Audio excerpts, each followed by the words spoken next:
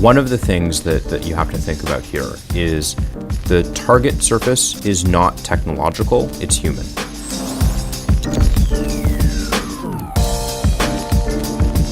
Hi, I'm Joan Goodchild, Editor-in-Chief of CSO, and welcome to another edition of Security Sessions, where we talk about trends and topics important to security managers.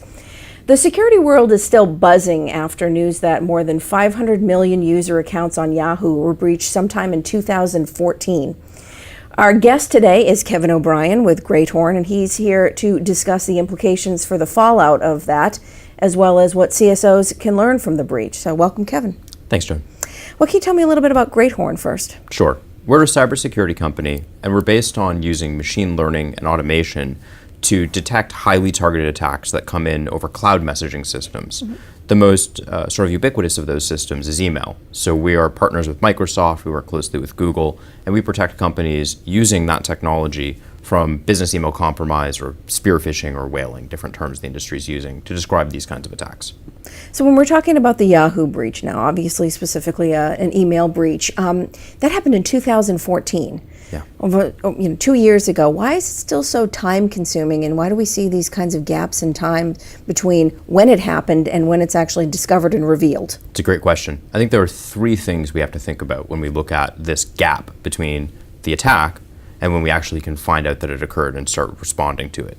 The first is there aren't enough security professionals out there. We have a major skills shortage. Frost & Sullivan's reports have shown that there's a multi-million employee-employer gap between the number of people that can actually be hired as information security analysts or IT security analysts working on exactly this kind of problem. Mm-hmm. And so attackers know this. The second is that there is a glut of vendor-related solutions that exist in the market that just send out alerts and details and logs. And if you don't have enough staff to begin with, inundating the ones you do with millions of potential false positives means that they have very little time to actually focus in on what matters. And the third problem is attackers are not what they were 15 years ago, for example, when I started in this industry working on reverse engineering work and black hat hacking.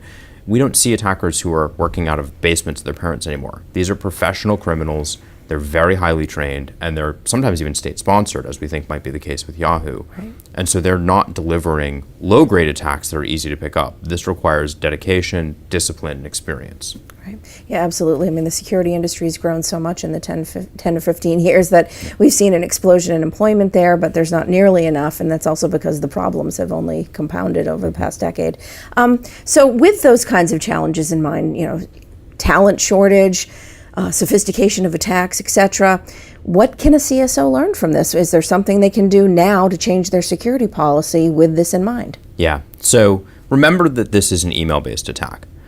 Over 90% of all of the major data breaches that we see start essentially by sending a message to someone that gets them to either give access to an attacker or data to an attacker. Secondarily, we're seeing direct financial fraud. And so one of the things that you have to think about here is the target surface is not technological, it's human. What happens is that an organization will have security policies that let somebody into a system, an email system, but then they don't necessarily think about how they address whether that person is behaving the correct way once they're using that platform. We've seen an explosion of technologies and security training programs that try to address this, but do something. Mm-hmm. Simply saying we're not going to have a policy except for a password policy or a physical security policy means that you're exposed. And we see that many CISOs today are starting to wake up to the fact that much like how 15 years ago the biggest threat to your organization wasn't a piece of malware, it was somebody pretending to be the UPS driver and walking in the back door and getting access to your facility. Sure. Well, today it's a digital equivalent of that. It's someone pretending to be a trusted partner, a customer, even another executive, getting you to go do something.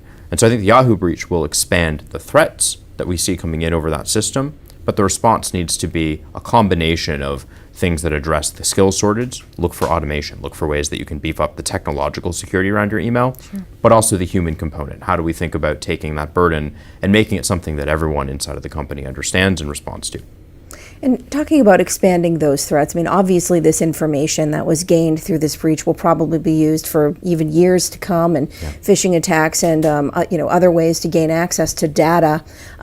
What are you anticipating in terms of the sophistication and growth of attacks and threats that your customers will be seeing going forward? Well, let me give you a story about that. So I saw an email from one of our clients this week, and this is in the wake of the Yahoo breach.